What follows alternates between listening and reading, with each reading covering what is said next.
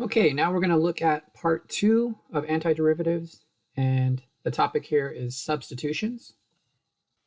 Okay, for our first example, we're going to do the antiderivative, or the integral, of secant squared of 7x. Now, if it was the integral of secant squared of just x, the answer would just be tangent. And of course, we would put the plus c. Now, there's two ways to figure that out. One is just look at the chart, and another way is to know that the derivative of tangent is secant squared. So that means that the integral of secant squared is going to give you tangent. It just goes the other direction. But what do we do if we have a 7x here? We don't have an exact rule for that when there's a 7x instead of just an x. So what we're going to have to do is we're going to have to do some kind of substitution. So we're going to choose a u substitution for the 7x. So I'm just going to plug a u there. I'm going to say u is 7x. I'll write it down over here. And now my integral is going to be secant squared of u, but I still have a dx there. That's the wrong letter. It doesn't matter what the letter is, but the letter needs to be the same throughout. Right now I have a u, and then I have a dx. So that's not the same letter. That's a problem. But if u was equal to 7x, then the derivative would be 7. Now I can work with this equation right here. I can multiply both sides by dx, and that would give me that du is 7 times dx. And I'm going to want to substitute for this dx right here. So I need to solve this equation for dx. And if I just divide both sides by 7, I'll get that dx is equal to du over 7. So I can now substitute my dx for du over 7. Now that 7 is just a constant, so we can bring it out to the front of the integral. And now I can easily solve this integral because I have a rule for it. It's just going to be tangent, and I'm going to put my plus c. I do have a 1 over 7 in front of it, but there is still one little problem. My original integral was a function of x, and my answer is a function of u. That's a problem. But remember, u was equal to 7x, so I can trade my u for 7x. Okay, and now I'm done. My final answer is in that green box. It's 1 over 7 times tangent of 7x. Now there is a faster way of doing this. There's a faster way to change my dx to du. Let's take a look at that. Now if there was some way that I could get a du dx right in front of that dx, many of you can see that the dx's would cancel. And that's a faster way to get your du. But how can I get a du dx in front there? You're not allowed just to plug it in. You can't just put it there. Well, most of the time you can get it or create it. And that's what we're going to do right now. Our du dx is just 7. So we just need a 7 to be right here. And remember, 7 is the same thing as du dx. So how can we get a 7 in there? Well, you can put a 7 over 7 in front of your integral. That's the same thing as just multiplying by 1. Then you can bring in the 7 that you needed. Remember, that 7 is the derivative of u. It says it over here. The derivative of u with respect to x is 7. So what we've just plugged in is we've plugged in du dx. So if I trade this for du dx, you can see that the dx's will cancel, and I'm just left with du. So that's actually a faster way to get your du. You could do all this work and then substitute it in, or most of the times you can just create it from what's already there.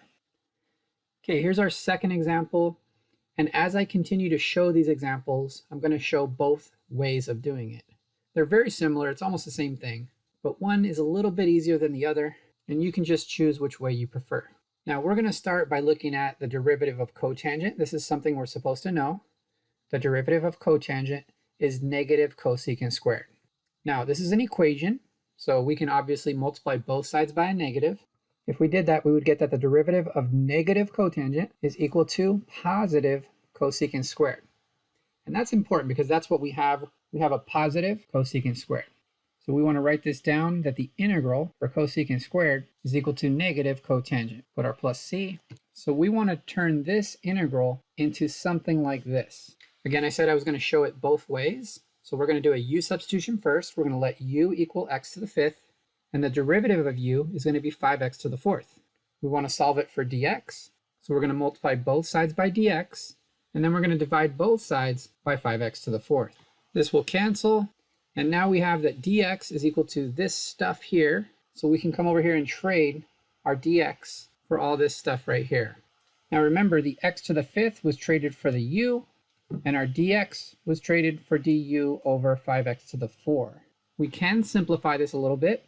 The x to the 4 will cancel with the x to the 4, and this 5 can be brought out to the front.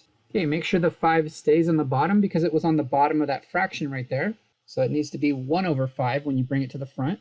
But now we can do this integral. We already said that the integral for cosecant squared is going to give us negative cotangent of x. Now remember, our original function was a function of x, and our answer right now is a function of u. That's not good. So we need to trade our u for the x to the 5. Let's do that. And there we go. Now we're done. Let's put a box around our final answer. And our answer is in that green box. Okay, remember, I said I was going to show you both ways of doing it. So I want to remind you that this used to be a dx. So let's trade it back to a dx. And remember, our x to the 5 was our u. So we can write that down right here. And what we want to do is we want to have a du dx in front of this dx, so that way the dx's cancel, and we're just left with a du. That's what we're trying to do. So we just want to get a du dx right there in that spot. Now, we can't just put it there.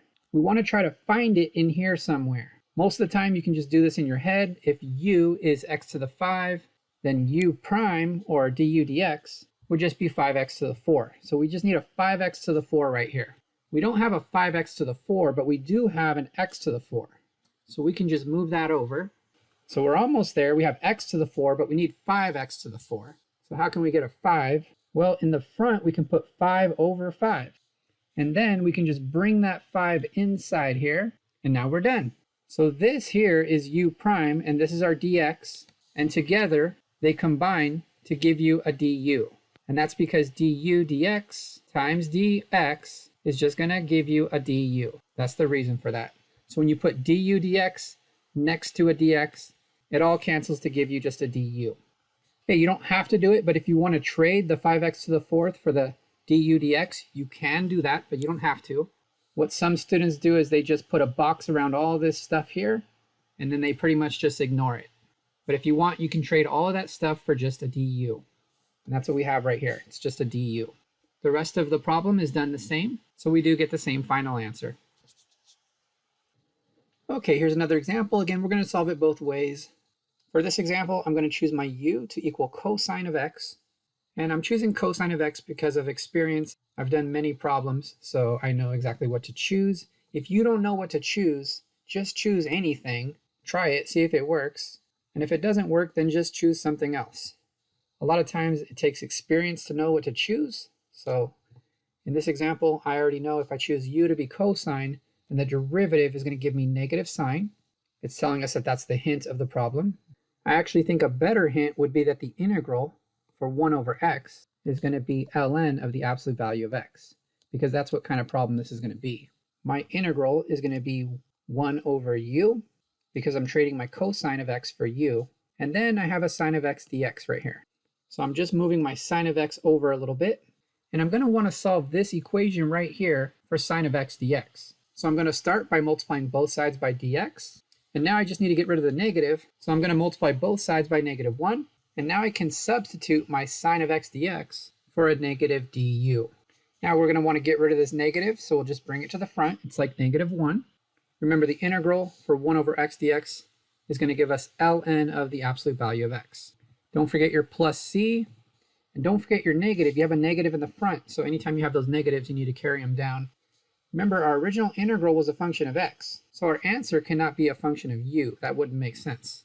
So we're going to have to trade our u for cosine of x, and then we'll be done. And that's our final answer in the green box. Now remember, I said I was going to show you both ways of doing it. We're going to start off the same way. We're going to say that our u is our cosine, and we're going to move the sine of x over to here. The method that's supposed to be considered a little quicker is where we just put a du dx right here. Remember, du dx is just u prime. So if this is u, then u prime is going to be negative sine of x. We have a sine of x, we just need a negative. So if we put 2 negatives, one here and one in front, then we're done because we now have u prime sitting in that purple box. Remember, you can either change all of this to a du, or just ignore it and do this integral right here. Either way, the rest of your answer is going to end up exactly the same. Okay, for this one, I'm going to choose my u to equal the square root of x. And then this square root of x and this dx is going to be sitting right here. Now, sometimes you want to change this one to a u also, but I know that I need a derivative of u sitting right here. And I know if my u is the square root of x, that my derivative of u is going to be 1 over 2 root x. So this one just needs a 2 here, but if I put a 2 down there, I'm going to have to also put a 2 up here. You can bring this 2 out to the front, and now we're done. If we go the fast way, this is just your du. Now we know that the derivative of sine is cosine. So that means the integral for cosine is just going to equal sine. So the answer to this integral is going to be sine of u. Don't forget the plus c, and don't forget to carry down the 2. And of course, our original integral was a function of x, so we need to trade the u for the square root of x. Let's do that. And now we're done. We'll put a box around the answer. Now we're going to take a look at doing it the slower, more basic way. And that's where we say that the square root of x is going to be our u. So u is equal to the square root of x. And we know the derivative for the square root of x is going to be 1 over 2 root x. We want to solve it for what we have. We have a 1 over square root of x dx. So we're going to start by multiplying both sides by dx. And then we're also going to multiply both sides by 2. Okay, on the right side, these 2's will cancel. And now we solved it for what we have, so that can be traded for a 2 times du. So all of this stuff is going to be traded for a 2 times du. And of course, we're going to bring the 2 to the front, and the rest of the problem is going to be the same as the other method. So we'll get the same final answer, and that's what you see in the green box. Okay, now we're going to look at 2 examples that are very similar, and it's tricky. You got to be careful. There's a small difference between these 2 things. The first one has a 1 on the top, which matches this rule for sine inverse, but the other one has an x. So we'll show you what to do in each situation. For the first one, we just match it up with the rule for sine inverse. It looks like our a is going to be 3, and of course this rule says that the derivative of sine inverse gives you this, and we're going the other direction. We have the integral, so our answer is going to be sine inverse. Because our a is 3, put a 3 there, and don't forget your plus c. So the first one was a pretty easy example for sine inverse. You just match it up with the rule. Of course, we kind of did it going backwards. But this other one has an x on the top, so we're going to have to solve that one a little bit different. So all of this stuff here is going to be our u. So u is 9 minus x squared. Then the derivative of u is going to be negative 2x. And I want you to notice what we have. We have an x dx. So we want to solve this for x dx. We're going to start by multiplying both sides by dx. And again, we just want an x dx, so we're going to have to divide both sides by negative 2. Then all this stuff will cancel, and we get that x dx can be traded for du over negative 2. Remember, the 9 minus x squared was traded for our u. We're going to want to bring this negative 2 into the front, but it's on the bottom of the fraction, so we're going to end up with a negative 1/2 in the front. We also want to rewrite this as a power of u. Right now we have a square root of u on the bottom, which is the same thing as u to the power of 1/2. And if it's u to the positive 1/2 on the bottom and we move it up, it will become u to the negative 1/2 on top. Okay, from here it's just a power rule. We're going to add 1 to the power, and then we're going to divide by that new power. Don't forget to bring down the negative 1/2, and you probably notice that this 1/2 will cancel with the 1 on the bottom, so we're just left with a negative. The top is u to the 1/2, which is just the square root of u. But we cannot leave it as a u, because remember our original integral was a function of x. So we're going to trade our u for 9 minus x squared, and then we'll be done. And there we go. We put our final answers in the green box, and we're done. Okay, for this one, we're going to first simplify it a little bit. Remember how exponents work. If you have x squared times x to the third, that's going to equal x to the power of 2 plus 3. So when you have the same base, you add the exponents, and that's kind of what we have here. So for our integral, we have the same base. They're all e.